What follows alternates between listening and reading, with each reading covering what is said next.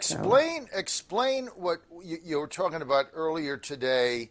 The big net being social emotional learning. That's kind of the Trojan horse that comes into the school. Out of that flows critical race theory, flows right. the counseling.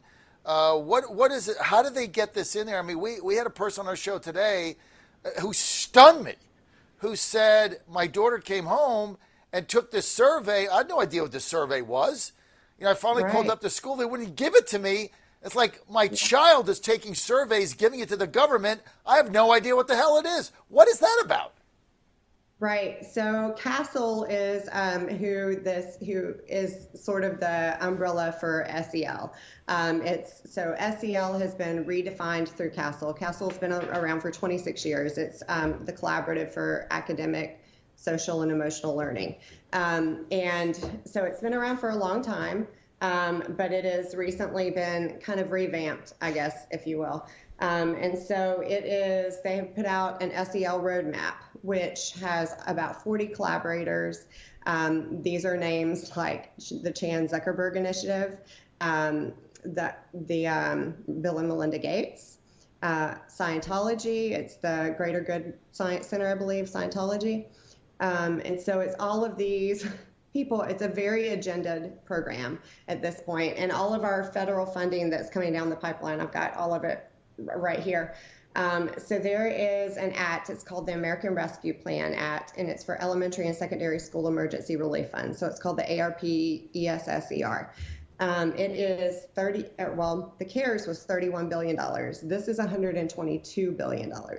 And so what this funding encompasses is basically it has social emotional learning all throughout this program. And their justification is the pandemic and the reopening for schools. So, and then they throw in all your racial things, how different races were, how it affected different races. It opens the door for contact tracing in combination with isolation and quarantine, and it even opens the door for efforts to provide vaccinations to school communities. So this is this federal funding that's in the final interim requirements phase through the Department of Education. And so that's So what basically, Gina, Gina, just give me a second. So basically, what you're saying is they're doing this survey. The parents don't even know what the survey is. One of the questions on the survey is what one of the parents told me today on my radio show was if you or your sibling in your family was to say they were gay, how would your parents react? What the hell kind of a question is that? What does it have to do with school? What does it have to do with history, science, Sure. English? Your own family. I mean, that's like saying, what religion are you? Do you go to Catholic church? Are you Presbyterian? Are you a Jew? And not? I mean, what does that have to do with our schools? Why are they asking these questions and then hiding it from parents? They're hiding it. There's no transparency here. What is going on and how do you stop this? Right. So they ask questions related to religion as well. We've got these surveys, and they are incredible that our kids are being asked these questions. And so in this funding right here, this ARP ESSER, all throughout it, it talks about research-based evidence. And so that is what they're using is these surveys. And so these surveys are through a company called Panorama, which Cherokee County, our school system, is using as well. And Panorama was Castle's chosen platform. I have an article right here, how Panorama aligns with Castle's social emotional learning roadmap for reopening schools. I've got a survey right in front of me right here talking about racial things. How well does your school help students speak out against racism? All of these questions that really they have no business asking our children. And also, well, it's none of their. It's absolutely none of their. It's absolutely none of their business. We're funding this whole thing with our tax dollars. This is your property taxes. They have no right to ask these invasive questions. I tell you the other thing. They're starting a culture to basically rat out your parents. Right. The next question on the survey is going to be: are your parents a bigot?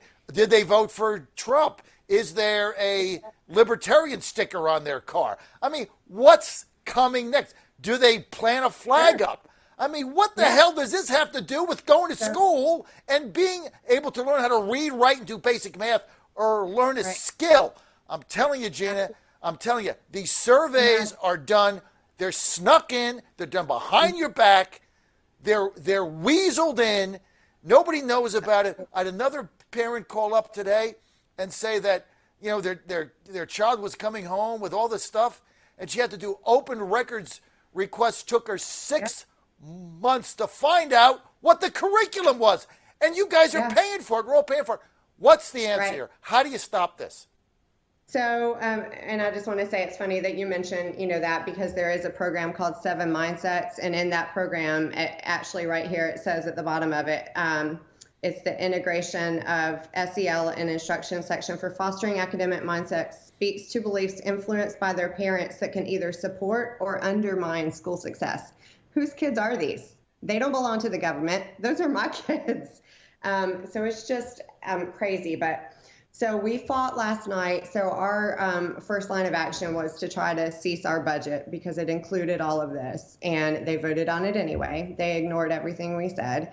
And it was just so blatant. And so we're on a mission at this point to replace the entire school board for our county. You need 50,000 signatures in Cherokee County to get rid of all 7 of them. There's 300,000 voters there. That's 1/6. It's going to be a massive effort. But everybody's got to get off the couch. If you live in Cherokee County,